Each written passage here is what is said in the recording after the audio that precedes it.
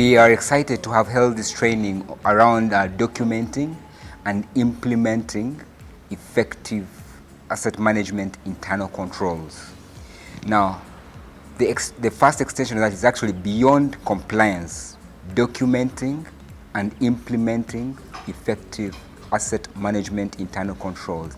And the reason we did that was we realized that a lot of the organizations were really moving or were really after being compliant as far as asset management.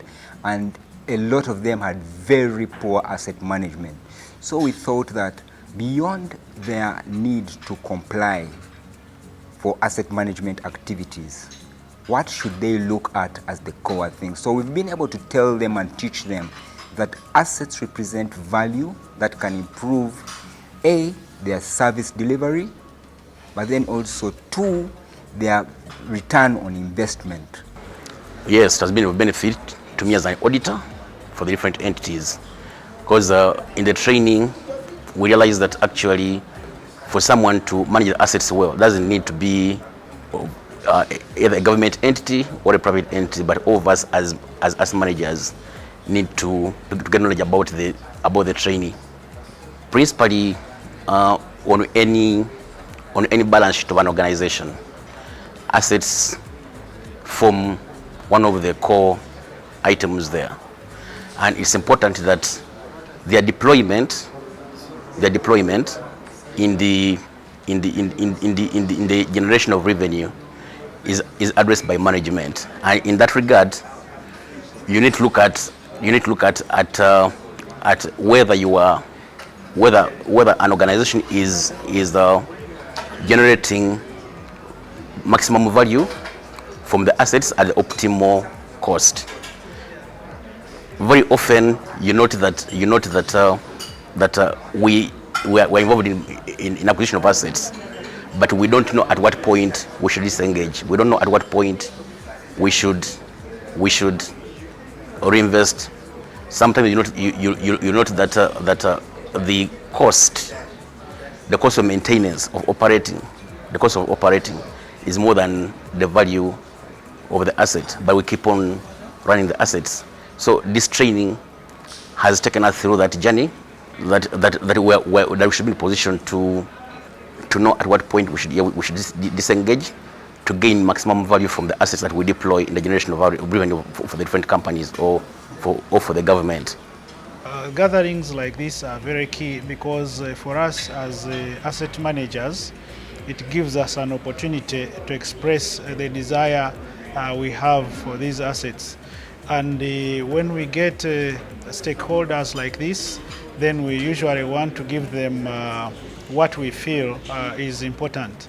Now, asset management in government shouldn't be left to government, because these assets are actually government assets and you and me are the government.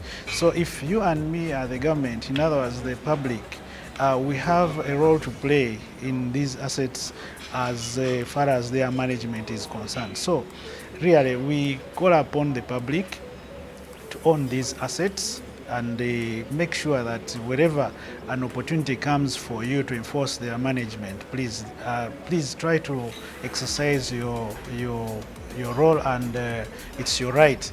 These assets are ours because they help us deliver the services to us. So if we don't really keep them, then at one way or another, we are actually doing a disservice to ourselves.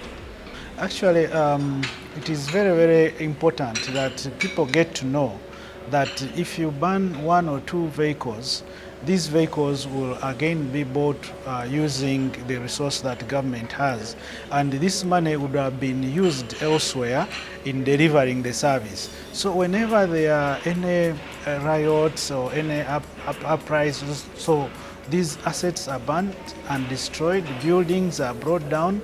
The end result is that for government to provide these services again, they must acquire the same assets, and the resource they use is the same public resource. So my call and plea to the public, of course, in managing and trying to preserve these assets, is that whenever there are such acts, you can restrain from having them destroyed, because they will be replenished using the same resources that would have been applied elsewhere.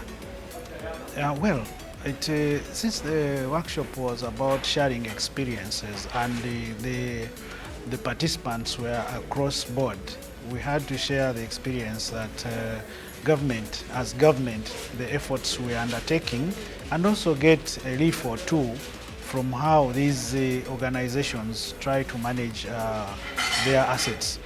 The magnitude of the assets differs, and therefore we share leaves, we borrow, and at the end of the day you find it benefits us. But importantly for us, these are stakeholders whom we always have to deliver message and update, and information is very important so that they also know that as government we are not just looking on and leaving the assets out to get to the dogs. As a young professional, I'm really so enthusiastic about such trainings and growing my career. I'm really so passionate about growing the different aspects in administration, this being assets management being one of my priorities. Yes, I've really benefited in a number of ways. I would tell you that we live in a global village where acquisition of assets has become so easy for most of us, but then we've been lacking so much on the part of maintenance and management of those assets. So on a day-to-day basis, I've really had a great insight through this training that has actually opened up my eyes to a different aspect of these assets, that acquisition is one, but how about maintenance and having a data set on that very asset and having actual value, realizing value from those assets to this point that it will really impact on our decisions, that we minimize costs and achieve more out of these day-to-day interactions. I'd really like to mention that I've really learned a lot, most especially the key one that I've learned out is it's never only about management, it's about getting the value out of it. That getting the value out of an asset really is not just about maintaining paperwork, but rather a lot that encompasses it, that brings to book what we've actually been looking for.